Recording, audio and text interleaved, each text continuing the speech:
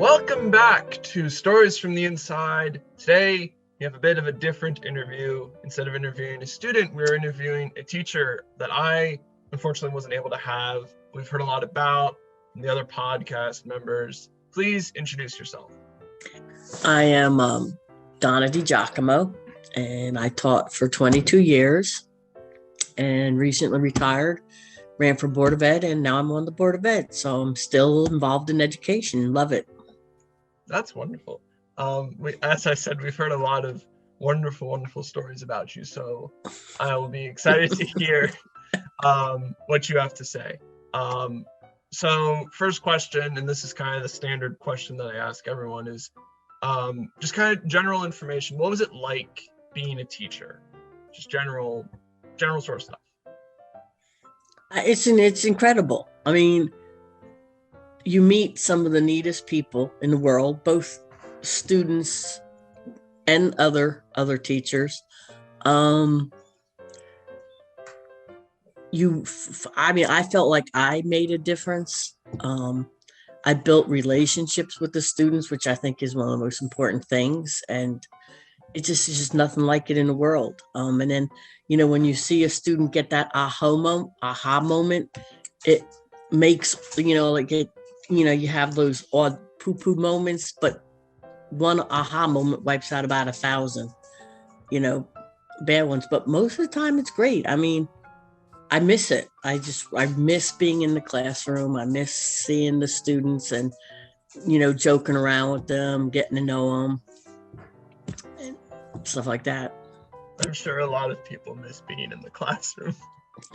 Well, you got me there. Yeah. When I first retired, I felt so guilty because I retired in February. And I mean, the guilt was like, oh my God, I missed the kids. I missed the teachers. And then a month later, the whole world went, and I'm like, well, I'd be missing them anyway. Yeah. I said, I retired and the world fell apart. Like, what the heck, That was destiny. We've got like everyone in, I think pretty much everyone who's ever interacted with you, student, adult, whatever, has just agreed that you're an amazing person. So, well, thank you. I mean, but what was your mentality / methods for teaching? I mean, everyone has had nothing but high praise. So how'd you do it? How'd you become such a notable teacher? I think part of it was I did not start teaching until I was 40. Okay. I had spent 10 years in the Navy, so I got to see the world. I had a lot of life experience when I went in the job. And I think that made a big difference because quite often people come in right after college. And I'm not knocking it. I mean, that's great. It just took me like 20 more years to figure out what I wanted to do with my life. But I think having that world, experience and that knowledge, I was more comfortable with myself. It's like it is what it is, And then I think the other big thing is I hated school growing up. Hated it. That's when I taught irony. That's what I would use for irony. Like hated it. And look at me now. I'm a teacher, And I think that helped me relate to the students that do not like school. And so, and to me, sense of humor is important. And I think I was very flexible. Like what might work for one class won't work for another class. So I'm like, okay, fine, let's figure out what works. I never really went by a script at all. And, even when I had my lesson plans, they were more like lesson guides for me. I'd go with what the flow was, what the kids are and things like that. That's very interesting because what we've been talking about a lot in my Education in America class has been this whole idea of equity and individuality in teaching and how students need to have that sort of the teaching has to be individualized so the student actually gets it. We've been talking a lot about how standardized testing is the devil. Yeah, I mean it is. It's I grew up without it. And I think our generation, I say this, but we did fine, okay? Yeah. And I think we're ruining this generation because all we're teaching you is how to take a test. And that's just, we're not teaching you how to learn.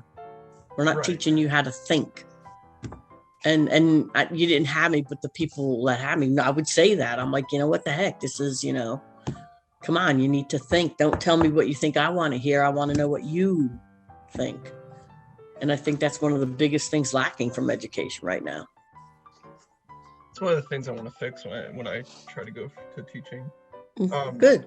We need that. We really. I think we do. I think there's a lot of, like I said, we've been talking a lot about the individuality and stuff like that. So I like that you had.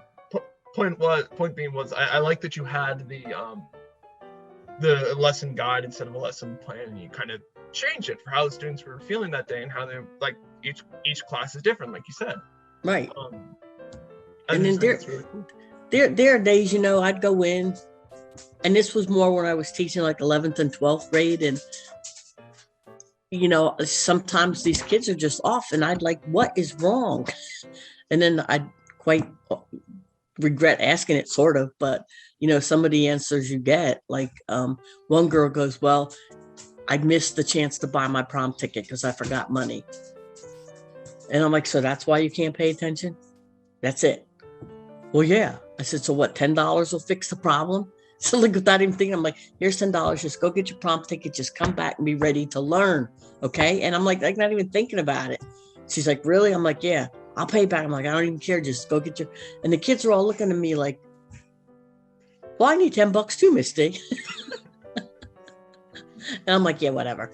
Okay, and I had one kid, he needed 5 minutes every day to just sit in front of the class and be kind of goofy. I'd give him the 5 minutes, everybody would laugh, we'd have a good time, then teaching would go on. Another class loved where we take the first 10 minutes and anybody could talk about whatever was bugging them for the day. So, fine. We did that for 10 minutes. And then I'd get a good, hour and 20 minutes of teaching in, where if I didn't do it, I'd get nothing. Right. So, to me, you've got to be flexible. And again, I think the most important thing is that personal connection, getting to truly know about your students and caring about them and letting them know you care. I like that. I really like that mentality. I'm just now sad I didn't get to have you as a teacher. I know, right? And it's funny because I feel like, but we did get to know each other real well. Yeah. And I, like you said at the beginning of this, how you have that, like you made the connections with students. I wasn't even in your class, and I have a connection with you. Just right. To like Leo Club and stuff like that. Right. And there were a lot of students I'd never had them in class, but for whatever reason, I got to know them. And it was like, well, all the after school activities I did. Mm-hmm. Loved it. Classroom was great. That was what it was really all about. All the after school things, when you really got to know them, and then you got to meet their parents and siblings, and you could kind of understand where they were coming from. And I just absolutely loved it. And I'm still involved with the Leo Club. Now I'm the liaison between the Leos and the Lions. Oh, really? Yeah. Like what your dad did. Yeah. Yeah. So I'm like, hey, you want me to take it over? And he's like, go right ahead. So that's how I got Miss Livingstone. I'm like, look, I'll still be right there with you. And so when the Leo Club is able to do things, I'm still going there, having fun. And now that I'm on the board, I get to go back in the school buildings. Ooh, nice. Yeah. So, and now that the kids are going back, I'm really looking forward to going and seeing the kids I knew and stuff. Yeah. So it's pretty exciting. I really hope we all get to go back soon. Zoom is so weird. The first time I did Zoom, I didn't understand how bad it was until we had a 4 or 5 hour meeting for the Board of Ed. And I just about fell asleep, just sitting there staring at a computer. Now I learned when I'm on a Zoom, I go sit somewhere uncomfortable so I can pay attention. But yeah, I'm sitting in a chair the completely wrong way so that I can try to.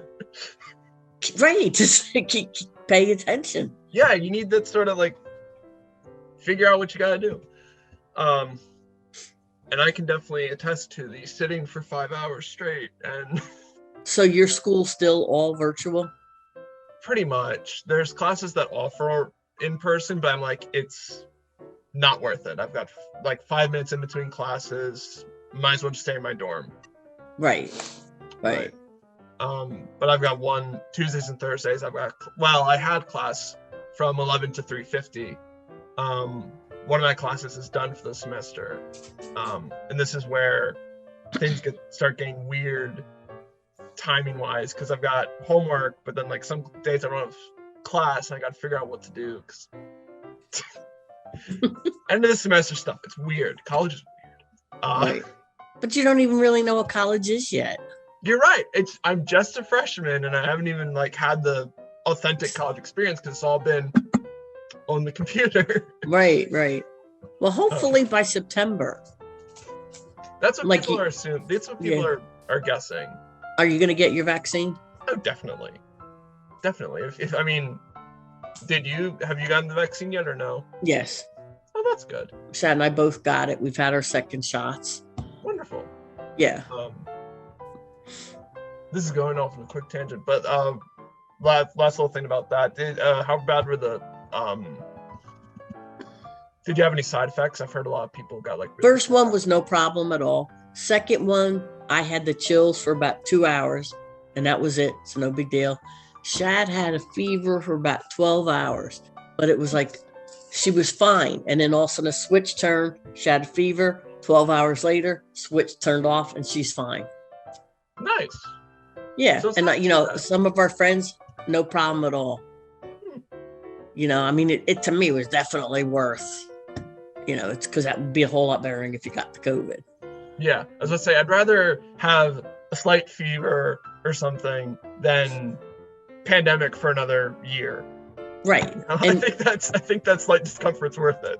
Yeah, exactly. And we've been helping at the health department with the parking and the registering people and all that. And basically what we're telling people is before you get your second shot, drink a lot of water, take some vitamins, and then just don't plan on doing something the next day. Right. That way, if you have the reaction, no problem. If you don't have the reaction, great, go out and have fun. But one of my professors got her second shot the other day, and she came into class and she was like, I'm going to keep my camera off because I'm laying in bed and I'm just feeling awful, but I felt well enough to like come to class. So she definitely had it. She definitely wasn't feeling very well, but like, right. It's a crapshoot. Nobody knows what's going to happen, but just drink a lot of water because that seems to help. That's good. Anyway, we'll get back to the actual subject of the podcast.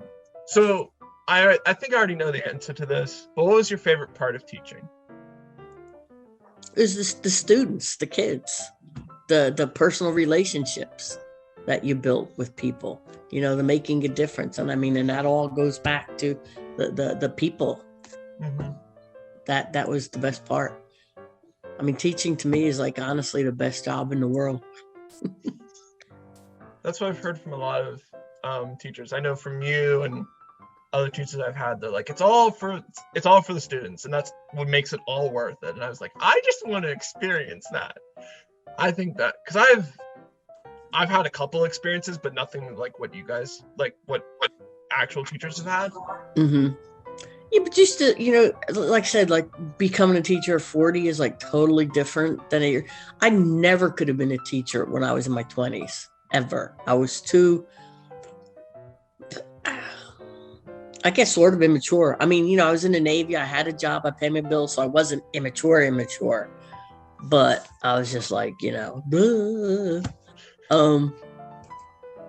I don't think I could have handled it as well, because now when kids do the goofy stuff, I just laugh. It's like, yeah, all right, whatever. And then because there are times I actually was like trying to discipline a student for something I had done. And so I'd have to discipline him and I'd have to turn around and face the back of the wall and go, oh my God, and not laugh in front of them. And then one kid's like, well, Miss D, you should understand because you didn't like it. I said, and I do understand, which is why I'm not going to kill you. And I'm laughing the whole time. I'm like, but it was wrong when I did it. It's wrong when you did it. And I had to suffer the consequences and you got to suffer the consequences, you know? But it was like I could laugh about it. And I think in my 20s, I don't think I would have been able to be so like, okay, whatever. I think I would have taken everything too personal at that age. Where for it, I'm like, yeah, whatever, you know, most of the time. Finish your thought.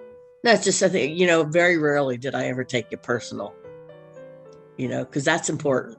Because you've got to, even if you have a student has a bad day, you've got to come in the next day with like, okay, new day, let's put that aside. Right.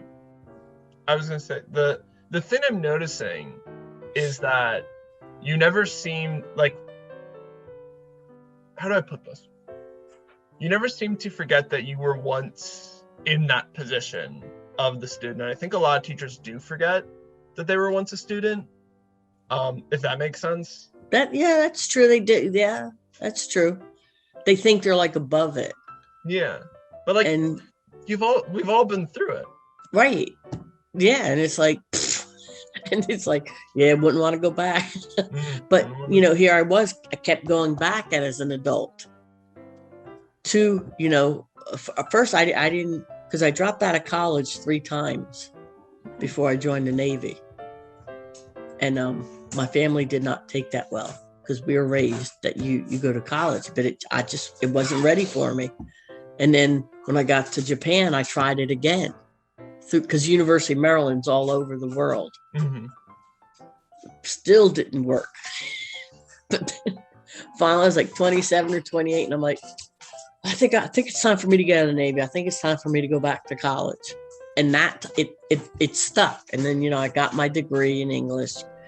And then when I decided to become a teacher, I had to go back to school. And I was about 37, 38 at that point. Did it, got out, was a teacher. And then about 6 years after that, had to go back for my master's degree. And then kept having to take classes. So even though I was a teacher, I was still a student. And it gave me a different perspective at the teachers. Like when they'd ask a question and nobody would answer, and I didn't really want to answer, but I know how it felt when everybody's just standing there in a room and nobody will answer you. And because I knew how it felt, I'd be like, okay, why? What do you want to know? You know, so I think that helped that too. All right. So next question. What was your least favorite part about teaching?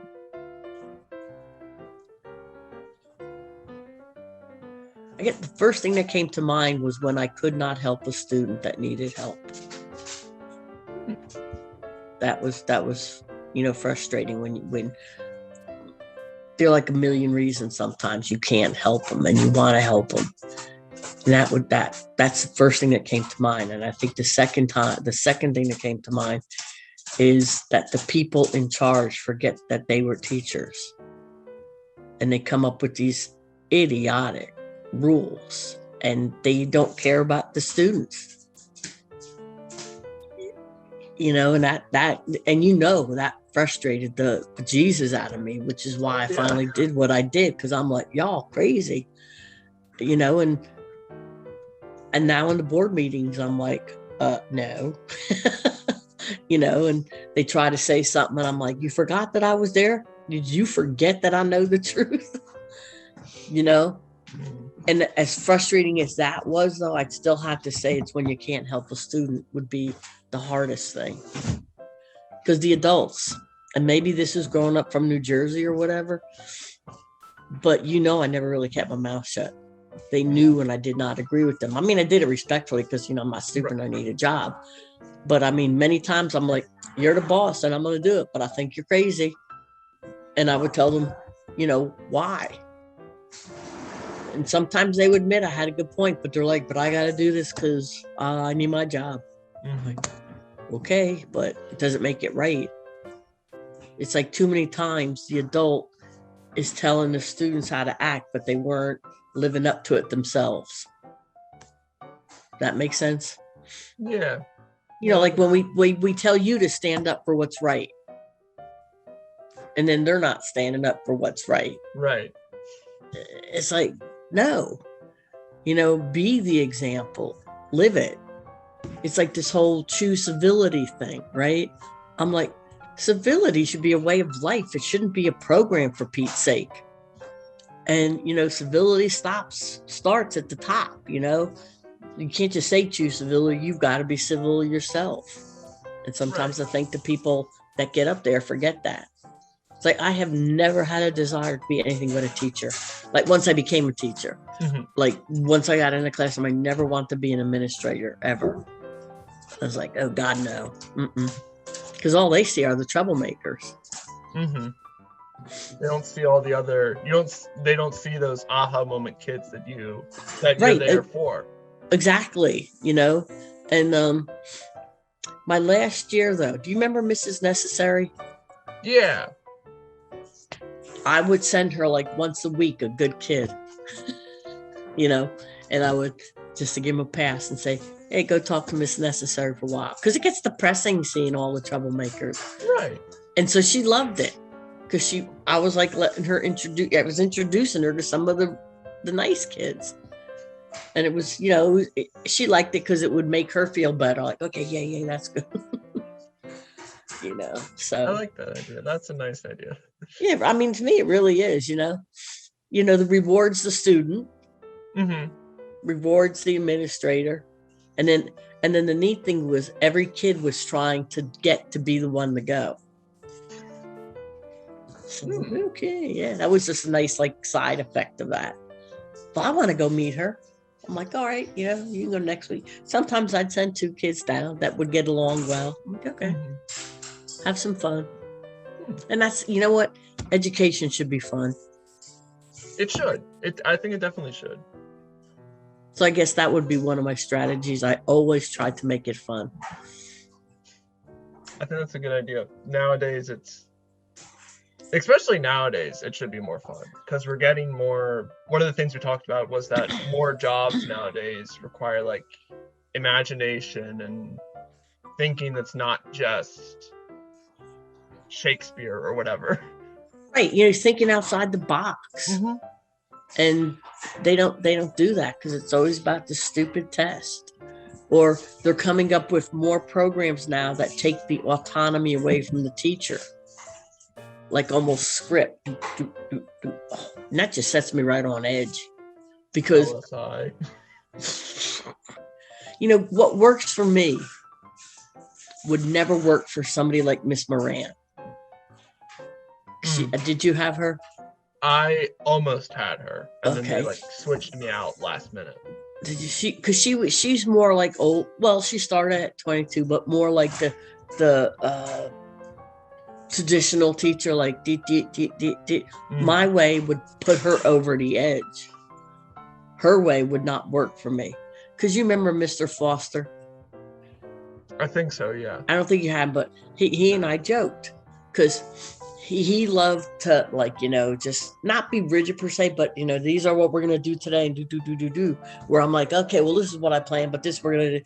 So we would tell the first day of school, I tell kids if you need a lot of structure, go see Mr. Foster, go switch to him, and he would tell the kids if you hate structure, go switch to Misty Giacomo, and we would laugh about it. And so you got to give teachers the autonomy to do what works for their personality. Right. Give them the freedom to choose the way to teach the material. Exactly. Because that's the only way it's going to work. You trust, they've been through and one of the questions I brought up at the board was about LSI. As I was like, well, you've got students that are not teachers coming from colleges that have not taught LSI. How do you expect to learn them? And I'm like, and if it's such a wonderful program, then why aren't they teaching it in college? I haven't heard a single word about LSI this entire year. No. And I said, so why aren't they teaching them if it's that good? And they always kind of said like, well, I'm like, yeah, well. Give me a reason, we'll teach it. Right. I'm like, and, honestly, they don't know what to do with me because I'm like asking all these questions. And if they don't answer me, I'm like, nah, that wasn't a good answer. or I'll come back the following meeting and say, okay, let's go visit this again. So hopefully we'll see some change. And we have a new superintendent now, right? Oh, really? Yes. How are they? What's today, the 11th? Yeah. Okay, he's been a superintendent 11 days now. We're hoping he's good. I mean, he really seemed to know what the problems were and knows where we want to go. So we're really hoping for much better things. And he is a much more open and friendly person than it used to be. Thank you. That was one of our big concerns. You've got to have somebody that people can talk to. Right. So that's good. That's very good to hear. Yeah, I think we're heading in the right direction. That's wonderful. I definitely think Caroline County needs to make some changes. I mean, I think in general there needs to be changes. But we'll get to that in a second. That's actually the question after this one. Okay. So, what do you think the school system What do you think the school system is doing right?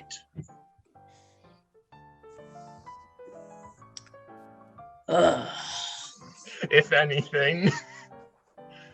It's kind of hard because I have to think back to about a year ago.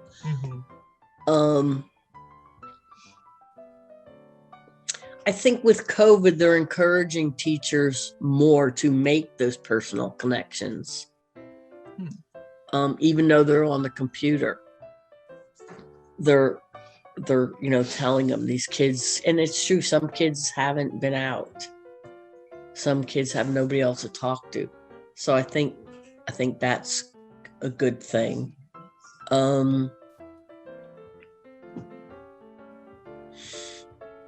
They have a lot of extracurricular activities. I think that's important. I mean, if our school does have a lot of clubs, and they've never really said no to new clubs. Yeah. You're right, they haven't. Yeah, if the teacher's willing to take it on, they're like, okay, go ahead. And they're trying really hard to get the students back into classes, and that's important. But what I do like also is they're not forcing it, because some people still just don't feel comfortable. Right. So they're giving them the option, and I think that's important. It's kind of funny. Like a month ago, when I first heard that they were reopening schools, I thought it was way too early. I didn't think we were prepared. I didn't think we were at a point societally, pandemic-wise, that we could safely go back to school. But now, I think that that it's reasonable to let them back, because now we've got the vaccine out and people are starting to get vaccinated, and I don't know, just feels safer. Well, when they first said to go back, the numbers were outrageous. And you're like, what? I was like, really? You have nothing. There's nothing. There's nothing in place, and yet you want to bring them back. And I could understand why. Like, it's been a year. It's been a year of no one's interacting with anyone, or no one's supposed to be interacting with anyone. The kids haven't been in a classroom for a year. Everyone's, society's falling apart. You want to go back. That's fine. I respect that decision, and I think it's fully valid. Like, I wanted to go back. I want to go in the classroom. I know it's safer to just stay in my dorm or, at home and stop the spread. Right. Especially in, your age group, because there are a lot of them still out partying their brains out. Man, we've done so. St. Mary's is doing a very good job at doing the surveillance testing. I've had to do 2 this semester, and I didn't have to do any last semester. I don't know why. I got lucky or unlucky, depending on how you look at it. Mm-hmm. Because they did the nose thing. But I came back negative both times. So like, Yeah. I'm doing something right. Right. And to my knowledge, right now the case number is 0 on campus. So we're all doing something right. That's right. good. And there's now there's ways to get the vaccine for students. Originally it was just student workers because they were working with the public. Mm-hmm. But now it's just available to all general students. I can't because I don't have the means of transportation yet. But I'm definitely gonna get it when I get back home and I can actually go places. Right. But like I've been saying, people have been getting their vaccines. Teachers are getting the vaccines, students are getting the vaccines. Right. I mean, it's the way to go. Yeah. When it first came out, I was kind of like, I don't know about this. But then when, quite a few million people got it and they were still okay, I'm like, okay, I'm good now. I was just always in the mindset of anything to end this pandemic, because I miss my friends. I want to see my friends again. Right. But anyway. Yeah, and like this year, like you guys had it bad, but this year seniors have it even worse. You missed. I thought half a year was bad. They get nothing. Right. You missed 3 months. Yeah. Because it was in the middle of March, so April, May, June. You missed 3 months. They've missed the entire year. Yeah. Well, even more. And I mean, my brother and Todd, they're all missing 2 years, pretty much. Right. Basically, yes. I mean, hopefully they'll be back for the senior year at least. I mean, at least only 2 classes have to miss their senior year, I suppose. Right. And this is not a good, but you are part of history now. Oh yeah. You are part of history, and then you can talk about this for years to come. Right. Your kids, your grandkids will complain and you'll be like, look, be happy you have a senior year. Right. And it's true. You lost your senior year and your freshman year. Yeah. It's going to be interesting to see how things change. Because I'm wondering if they're going to, because, how for my graduation, they did like parades and, yard signs and like the full 9 yards, trying to make this as special as they possibly could. Mm-hmm. And I'm just wondering if they're going to try to do more of that. They're gonna keep the parade. Oh, that's nice. Yeah, because Shad and I did. It was fun. And the kids loved it. Mm-hmm. And in a lot of ways, you guys did make out better with everything that happened and all those extra gifts and the yard signs. But it didn't make up for the camaraderie with with your schoolmates. But you didn't have to sit through a 2.5 hour graduation. Fair point. That's a fair. Unless you wanted to. They seem like a good idea, but I'm gonna tell you something. They're boring. They are. They you got about 10 good minutes in there. Mm-hmm. And that's just name, right, name, and the adults speaking, and some of them go blah blah blah blah blah. That video. I don't know if you went to the drive-in graduation. That was so boring. I was like, this is what I'm missing? I don't need this. Right. Because you have the principal speaks, the superintendent speaks, a board member speaks, they have a guest speaker speaking. I mean, some of the speeches are nice, but then you get to like the 600 plus students or whatever.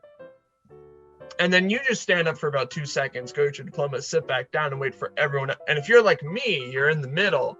So you're... Yeah. Mm. Yeah. When we had our masters, we were a cohort of 11 students. And we kind of fell asleep in the middle of the... So when they called our group... We're like zoned out, and they said it three or four times. Sat says, she goes, I was getting ready to go down there and slap the heck out of all of you. It's like, hello. and all of a sudden we're like, oh, shoot, that's us. Because it's boring, but it's nice. You know what I mean? It's kind of like, okay, it's cool, you did it, and it's accomplishment. But they're going to have nothing goes wrong. They're going to have a live one this year outside. That's one I've heard. My girlfriend's already invited me to it. Oh, cool. I'll be back in time. It's June 1st, right? Mm-hmm. Yeah, we're leaving May 4th. I'll be back. Okay, that's good. You know, the ironic part is for years, people have been trying to get it outside so you can have more people come. And for years, they're fighting it and saying, can't. And all of a sudden now you can. I'm like, really? It's like... You can when you want to. Right. You can if you want to. Right. All right. We'll move on to the next question. I'm so sorry. These tangents keep happening. So what do you think could be improved in the education system? Oh, man. I think we need to go back to giving teachers more autonomy to teach, you know, what way works for them. Okay. It's like, okay, here's the objectives you want to get. Don't care how you get there. Do what works for you. Do what works for the students. We need less testing. This testing isn't proving anything. I mean, it's stressing the kids out. You're stressing first graders out, for Pete's sake. Are you serious? Like, really? You know, you got enough stress going on in your life. You don't, you know, and these tests don't prove anything. Because I think if you honestly look at the numbers, our ranking in the world has gone down with all this testing because we're not teaching them how to think, or how to be creative. And I think we need to bring more creativity in there. And I think one of the big things is we need to start holding students accountable for their actions. If a student is a discipline problem, don't ask the teacher what they did wrong. Right. No, the student did something wrong. You know, you need more because we're not teaching these kids. We're not helping them. We're teaching them they can get away with anything they want. And then they turn 18, 19, and they go do the same thing, and they're ending up in jail. How have we helped them? Right. You know, and in the meantime, it's taken away from the education from the students that do want to learn. Yeah. You know, so I think we need to make students more accountable. You know, I don't have a problem making teachers accountable. That's fine. But you can only hold me accountable for what I'm teaching. You can't hold me accountable for what a student wants to learn. Right. And that's where all this whole thing has gotten mixed up. And I'm like, well, if I get a cold, does my doctor get in trouble? If I get a cavity, is my dentist in trouble? Because obviously, right. You know, and it's just kind of all messed up like that. I call it really got switched somewhere. Right. You know, I call it going back to the basics. You know, teacher, chalkboard, book, students. That's all you really need in the end. We've tried everything else. Might as well try that again. Right. And education. What was the book I read? I think it was Marching Towards Utopia. How you're always trying to get to that in education, but it was a great book because it's all cyclic. Education just keeps going in circles, and at some point it always does go back to just the teacher and the blackboard and the student. But in the meantime, then they start trying all this other stuff, and then they'll come back to that. And we need to get back to it. We need to get back to it quick, because you see what's going on in society. People take no ownership, you know, none. Because I know you've heard this, people my age. Man, if I got in trouble at school, then when I got home, I got in more trouble. Mm-hmm. You know, where now they're like, well, what did you do? My kid wouldn't do that. Right. I think there's a bit of, again, accountability issue. Some people need to take the blame when they don't. Right. You know, and then parents get well, you don't have no right teaching my child that. But then you have the other parent, well, why aren't you teaching them that? Sex education really should not be in school. It just, that's something parent will be teaching you about. I mean, you could teach them about the body and all that. Yeah, that's fine. But sex education, the birds and the bees, no. That's kind of that probably should be a parent thing, I think. Right, but they don't do it, so we have to do it. And all this, feeding all these kids. And don't get me wrong, me, I love feeding people. But at the same time, we're supposed to be in the business of education. Yeah. So, parents should be feeding their children. So yeah. We've taken the ownership off of them for that too. Yeah. That brings up another conversation that we probably don't have time for, but but it's just kind of like, come on, and it's true. If the kid's hungry, they're not going to learn. I'm with you 100% on that. Oh yeah. But it's taking away the accountability of something simple a parent should be doing. And now these kids just expect you owe me this, you owe me that. Right. Like, no, I owe you an education. That's it. There's this great book we've been reading for Education in America. The only textbook I've ever enjoyed. And what's it called? Holler If You Hear Me. It's this account of this teacher, and how he, like, his progression through. I think it was pretty much it was just in Chicago. So his teaching in Chicago and like jumping from school to school, and how'd that all work. But one of the first chapters, what he did was, so a lot of the students had a problem with that. They couldn't have food and water in the classroom, but teachers could. So one of the kids was like, we should hold the school on trial. And the teacher does it. And like the kids learned how to do, like, they actually learned something. And I was like, right. There needs to be more things like that. Exactly. The students get to decide, because this is important to them. And if it's important to them, they'll learn about it. Because again, it matters. You learn about things that matter to you. Right. You'll remember it. It'll be more important. Like you one of the projects I had was the research project, not a paper, where you pick your own topic, and then you made a poster, but then you had to do something creative with it. And the kids loved it. Because they were learning about something they wanted to learn about, and it was fun. And I was getting observed once when the students were doing their presentation, and half the students in my class were ELL, didn't even speak English, really. But they got up there, they were presenting it, and they were trying really hard with English, and they had done everything, and the class was loving it, learning about it. And to me, it was a really awesome lesson. And the person observing me, she goes, you could tell the kids were really engaged and the kids were really learning. And I'm thinking, okay, good. She goes, but you let them pick their own topic. Yeah. No, they cannot pick their own topic. Why not? Because I'm saying so. That's not a reason. So, you're sitting there saying that they're engaged, they're having fun, and they're learning. They've learned how to do research. Yeah, they learned how to research something they're interested in. Right, and once you learn that, because the irony of me having to teach research, was I never did a research paper in high school.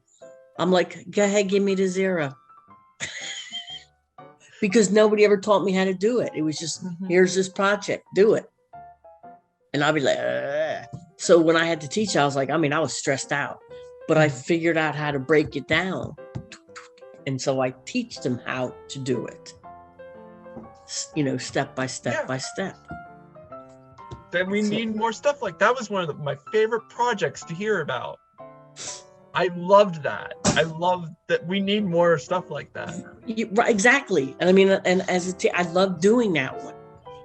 When I first started teaching and I did research papers, because that's what you were supposed to do, I had maybe 60% of the kids actually do the whole thing. And when I switched to the project, I had about 95 to 98%. Numbers don't lie. Right. I mean, I could count on one hand the number of students that turned nothing in. Most kids did almost all of it, or did like 90%. There might have been 3 kids in all those years that did nothing. That's pretty good. I thought so. So, when she said that, I'm just sitting there like, you know what? It's time. It's time for me to try to make a change, because that's just wrong. Oh yeah. I still did what I wanted because right. Because I'm me, Right. If it works, then you're gonna do it. Well, exactly. And I was lucky because if the kids would sometimes when they would come in there and I'd all pretend that I'm like normal teacher and stuff, the kids would go along with it. Oh, that's good. I like that. And I never said a word. They would just go along, and then of course I'd reward them when they left. We'd all kind of laugh, like, okay. They're like, "You're not really going to be like that." I'm like, no. My favorite class right now is an English class about magic. It is fascinating. And here's the main reason I really love this class right now. One of the final projects is writing a grimoire, which is like this book of spells. And it is basically completely open-ended. She gave us a few guidelines for the project, like it has to have at least 25 pages and it has to have certain sections in it, but the rest is completely up to you. You can write it however you want. I'm writing it from the viewpoint of like being an actual researcher of this, like as if I'm experiencing these things and learning about them as I go. And I'm doing research, right, which is fun and enjoyable because, well, one, magic is sort of interesting to me, and two, like it's completely my choice. I get to choose which way this goes. Like we have to do a section on herbs, but I can choose whatever herbs I want to do. We have to do a section on crystals. I get to choose whatever I want to do. It's super cool. But again, like individualized, you get right. The student chooses what to do. And then you have ownership. It's yours now. I love projects that you can have something afterwards to be like, this is what I did. Right.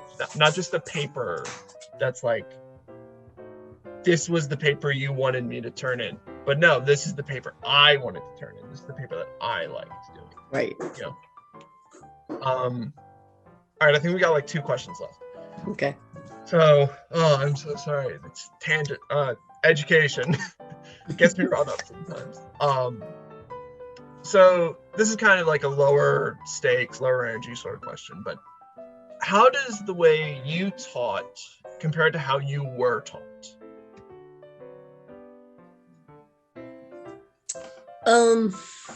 It's a good question. Real, that's an interesting question.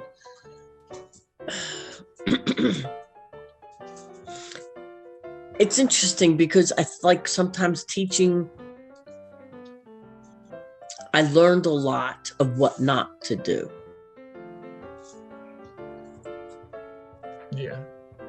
If that makes sense. It was like, the teachers, I'd like the teachers, like we had a history teacher. It was all about the dates and the names and nothing to do with the concepts and that. And, right. And so I'm like, okay, no. Like, and when I did teach history a couple times, we were going into the concepts. I really, if you knew the time frame, I was happy. Okay. So trying to, because it was like I graduated in 75. We didn't have as much testing. And I guess most teachers, did have somewhat more autonomy then than they do now to be themselves. And the teachers that really stuck out to me were the teachers that did let me use my creativity. I had one English teacher, and her name was Mrs. Pacheco. And, I love reading and I love writing, but I can't write on demand when I'm trying to be creative. Mm-hmm. And she always gave me the flexibility like to turn it in within a few weeks after it was due. Because she knew she was going to get something better. Because if it was definitely due on such and such a date, fine, I'll turn it in. Because I'll never forget, there was one time there was some kind of poem due on such and such, and I wasn't feeling it. So I wrote the poem on about the fact that I wasn't feeling it. But it fits all your criteria. But it's not saying anything. And, Right. the teacher wanted to knock my head off because I was right. It did fit all the criteria except for the creativity. And so, she got irritated, which made my day, okay? Because I was like, well, what are you going to do? I turn it in. But Miss Pacheco gave me that time to be creative. I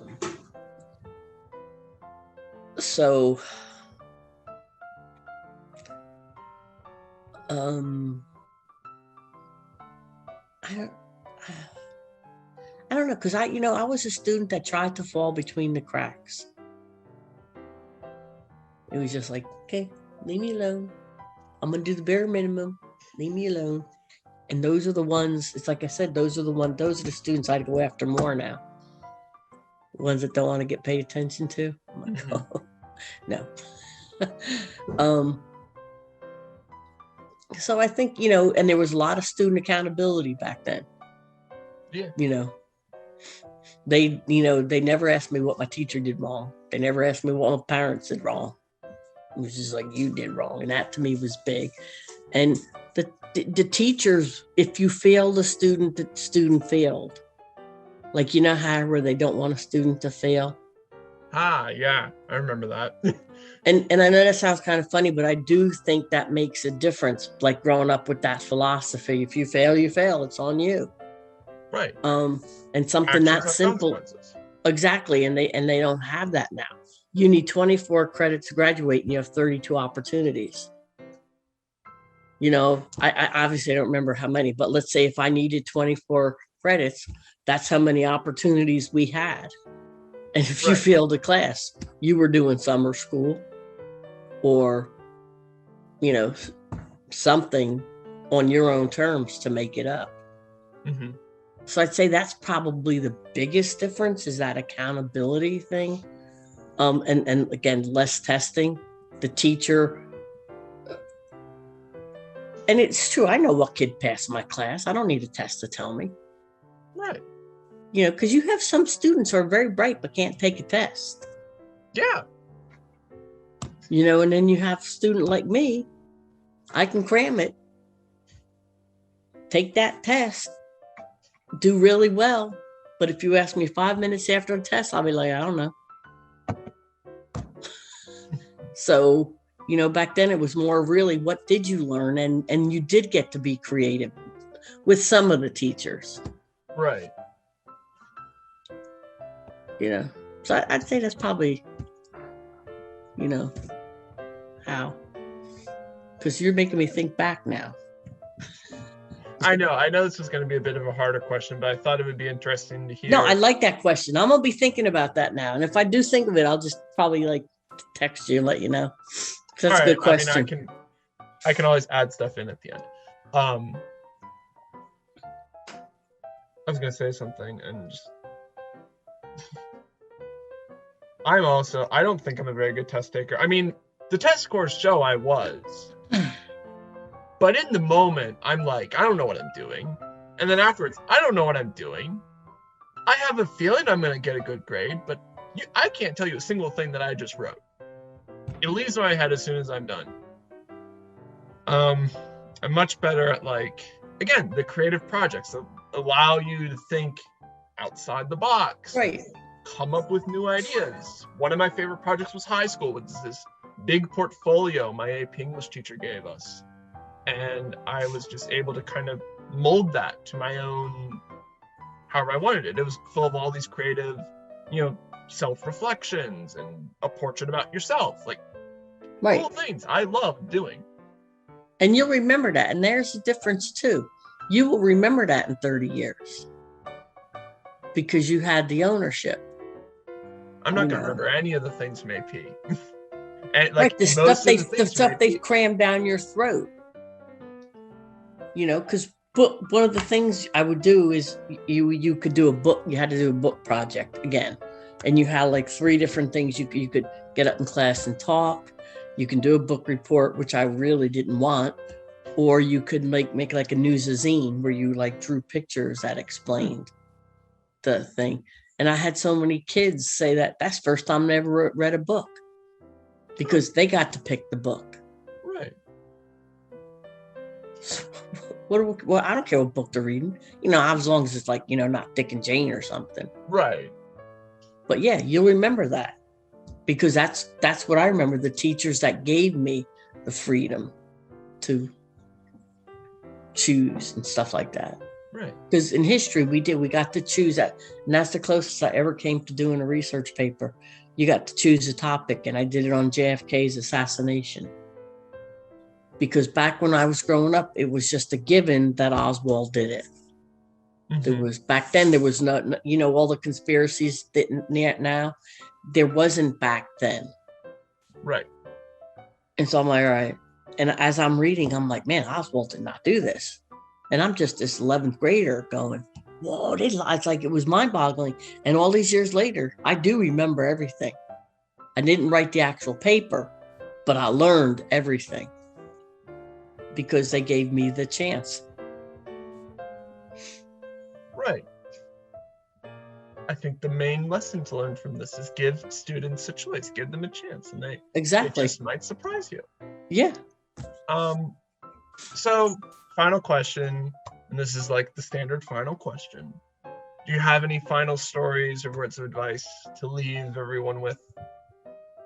All 2 viewers.